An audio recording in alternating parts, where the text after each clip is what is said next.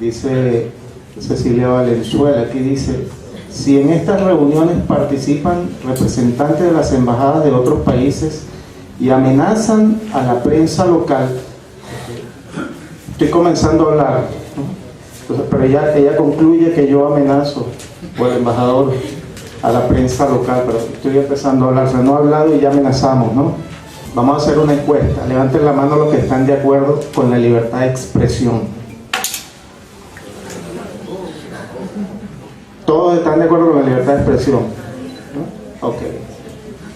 Levanten la mano los que están de acuerdo con la libertad de difamación. Nadie está de acuerdo.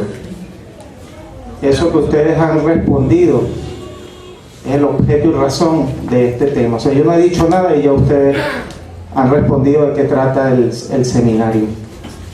Yo soy en la Universidad Central de Venezuela, o era antes de venirme para acá, y de la Universidad Bolivariana he sido profesor de semiótica. Así que el tema de la comunicación ha sido un tema que yo he estudiado con cierto detenimiento. Entonces lo primero que hay que hacer es definir qué es el terrorismo mediático, ¿no? Y para definir terrorismo mediático estamos hablando de dos conceptos: concepto de terrorismo y concepto de medios, ¿correcto? Entonces habría que tener claro qué significa una cosa y la otra, y lo primero es qué es el terrorismo. Para que ustedes sepan, en Naciones Unidas desde hace bastante tiempo no ha habido acuerdo sobre el concepto de terrorismo. En todo caso, vamos a aventurarnos en dar alguna idea. En términos generales, el terrorismo viene asociado a la idea de temor, de miedo, de tal manera que todo hecho o acción que propenda y genere pánico, miedo, temor, puede ser considerado como un acto de terrorismo. El ejemplo más palpable o más difundido por los medios de comunicación ha ocurrido un día como mañana, en el año 2001, el 11 de septiembre, fue el de las Torres Gemelas, ¿correcto? Todo el mundo vio eso. Entonces, eso ya introduce un tema dentro del ámbito de la globalización, que es el concepto de la geocomunicación, que es desde mi punto de vista personal, nos encontramos en este momento en un mundo de la geocomunicación.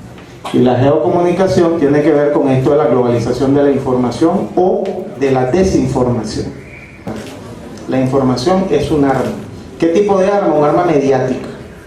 Y como tal, una información mal dada o utilizada, manipulada, puede ser más explosiva que una bomba atómica. En el año 2002, George W. Bush juró que Saddam Hussein acumulaba armas de destrucción masiva. Para impedirlo, mandó a matar más de 1 millón de iraquíes, aunque de bomba atómica no se encontró ni el más mínimo rudimento. Es decir, se mató 1 millón de personas y después se reconoció que había sido una información falsa y murió 1 millón de personas, murieron 1 millón de personas. Dice Luisito García: por lo expuesto, el lector verificará, esto es importante, esta conclusión de él, que el riesgo inexistente anunciado puede causar más daño que el peligro real cumplido. Si el terrorismo es la manipulación de conductas mediante la difusión de amenazas de una violencia o un daño ilegítimo, el terrorismo es una operación mediática, según Luis Brito García.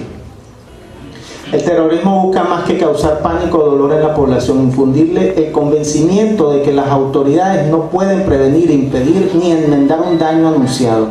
El terrorismo persigue el asesinato simbólico de un orden como preludio del asesinato real de sus integrantes. Es decir, hay que exterminarlo mediáticamente.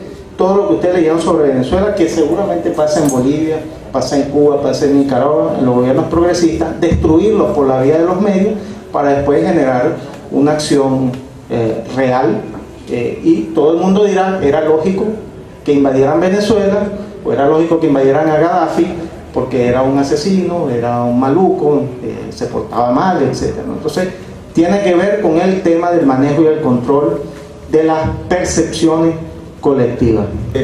¿Quién creen ustedes, la percepción que ustedes tienen, que tiene el poder mediático en Venezuela? El poder mediático, ¿quién lo tiene? Bueno, vamos a ver aquí una lámina rápidamente para responder a las preguntas. Si quiere, súbelo por favor a la otra página. Ahí, la de abajo. Ahí, correcto. Fíjense ustedes, esta es una relación, estas son cifras reales, palpables y oficiales, de dónde se encuentra el poder mediático en Venezuela. Emisoras en frecuencia moduladas privadas, hay 469, representan el 58,99%. Son los de mayor cuantía, digamos, secundados por los medios comunitarios. Y la tercera escala, digamos, son los medios públicos. La vía de combate, bueno, lo que quiere decir esto es que mañana, tarde y noche, esa noticia que yo les pasé al inicio de mi presentación, se dicen y llegan al público en esa cuantía, el 58,99% diciendo eso mañana, tarde y noche. Y a pesar de eso, el presidente Chávez tiene una popularidad del 59, 60%, 10 años después del gobierno. Entonces, ¿cuál es la conclusión de esto? Hoy en Venezuela, los medios de comunicación, por supuesto que hacen daño, pero no son determinantes en las decisiones que el pueblo tenga sobre quiénes deben dirigir los destinos. ¿A qué se debe eso? Se debe a un plan de trabajo que ya tiene, por supuesto, un tiempo, de ir trabajando el nivel educativo, ir trabajando la información, ir trabajando la conciencia. Tenemos deficiencia, hay que decirlo, todavía nos falta mucho por resolver en materia comunicativa.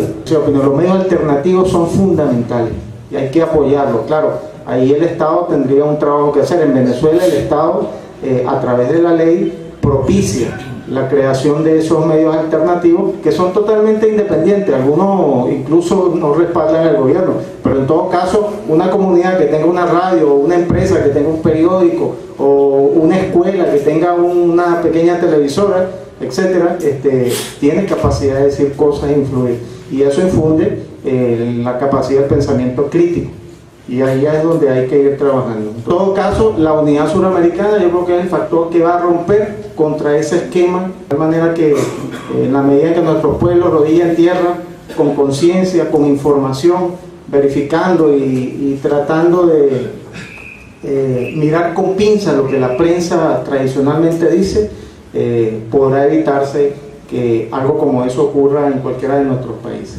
Muchas gracias.